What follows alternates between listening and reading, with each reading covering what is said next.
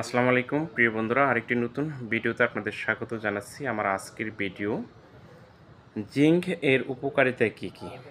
আমার হাতে এখন যে জিঙ্কটি দেখতে পাচ্ছেন, এটি একমি কোম্পানির জিস বেট 1 লিটারের একটি বোতল। এছাড়াও বাজারে আরও অ্যাভেলেবেল কোম্পানির জিঙ্ক পাওয়া যায়। আমার হাতে এখন যে জিঙ্কটি দেখতে পাচ্ছেন, এটি রেনাটা কোম্পানির 1 লিটারের একটি জিঙ্ক, রেনা জিঙ্ক।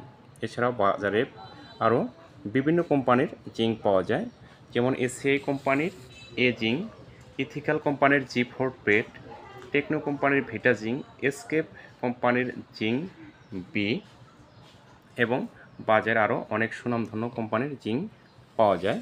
তাহলে চলুন আজকে আমরা ভিডিওতে আলোচনা করি জিঙ্কের উপকারিতা, অভাবজনিত লক্ষণ এবং এর দৈনিক কী পরিমাণে খাওয়াবেন এই বিষয়ে। বন্ধুরা, আমরা আলোচনা করতেছিলাম জিঙ্ক নিয়ে। প্রথমে আমরা জেনে নেব এর উপাদান সমূহ নিয়ে।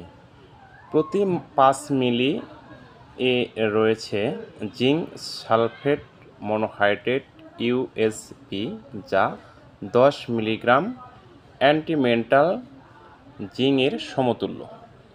নির্দেশনা পোলট্রির ক্ষেত্রে খাবারের চাহিদা বৃদ্ধিতে, ডিমের খোসার মান ও প্রতিদিন মুরগির প্রতি ডিমের উৎপাদন বৃদ্ধিতে, পালক তৈরি ও গঠন উন্নত করতে, রোগ প্রতিরোধ ক্ষমতা বৃদ্ধির মাধ্যমে ভাইরাসজনিত সংক্রমণে মৃত্যুর হার কমাতে, ডায়রিয়া প্রতিরোধে এবং ফিকাল কনসিস্টেন্সি ঠিক রাখতে, মাংস এবং ডিম উৎপাদন বৃদ্ধি, ডায়রিয়া, ফুট প্যাট শক্ত হওয়া, পালক পড়া বন্ধ করা এবং নতুন পালক গজানো ও ত্বকের উজ্জ্বলতা বৃদ্ধি, ফুটপট ফেটে যাওয়া প্রতিরোধ, অভাবজনিত রোগ, দৈহিক ওজন বৃদ্ধি ইত্যাদির ক্ষেত্রে ডিম জিঙ্ক ব্যবহৃত হয়।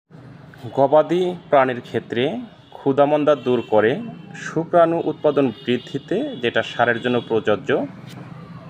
ষাঁড় গরুর ক্ষেত্রে শুক্রাণুর উৎপাদন বৃদ্ধি করে এবং গাভীর ক্ষেত্রে ঠিকমতো গরম হওয়া সহায়তা করে, গর্ভধারণের হার বৃদ্ধি করে, গর্ভফুল আটকে যাওয়া রোধ করে, ওলান ফোলা রোগ প্রতিরোধ করে গাভীর ক্ষেত্রে, এবং ভালো মানের দুধ পাওয়ার জন্য জিঙ্ক ব্যবহৃত হয় ডায়রিয়া প্রতিরোধের মাধ্যমে এবং বাছুরের ক্ষেত্রে মৃত্যুর হার কমায়।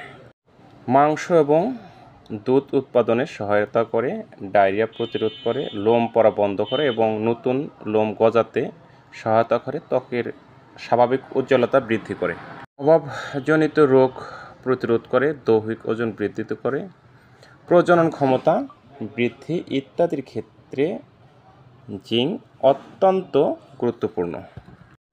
মাত্রা এবং প্রয়োগ বিধি পোলট্রির ক্ষেত্রে 2 থেকে 3 মিলি প্রতি লিটার পানিতে মিশিয়ে 5 থেকে 7 দিন খাওয়াতে হবে। কবিতর 0.5 থেকে 1 মিলি প্রতি 10টি কবুতরের জন্য 5 থেকে 7 দিন খাওয়াতে হবে।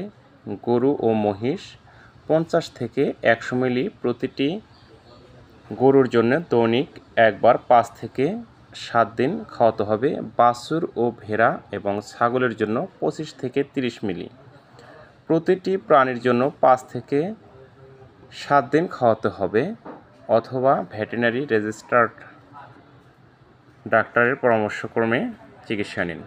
তো বন্ধুরা, আজকের ভিডিওতে আমরা জিঙ্কের উপকারিতা এবং এর অভাবজনিত লক্ষণটা জেনে নিলাম। পরবর্তীতে কথা হবে অন্য কোনো ভিডিওতে। সে পর্যন্ত সবাই ভালো থাকবেন। শেষ মুহূর্তে চলে আসছি আমরা ভিডিওর। ভালো লাগলে চ্যানেলটি সাবস্ক্রাইব করে দেবেন, লাইক দিয়ে পাশে থাকবেন, শেয়ার করে আপনার বন্ধুদের দেখার সুযোগ করে দেবেন এবং সবার আগে নতুন নতুন ভিডিও পেতে ভিডিওর ফলো বাটনে চাপ দিয়ে রাখবেন। আজকের মতো এ পর্যন্তই। আল্লাহ হাফেজ।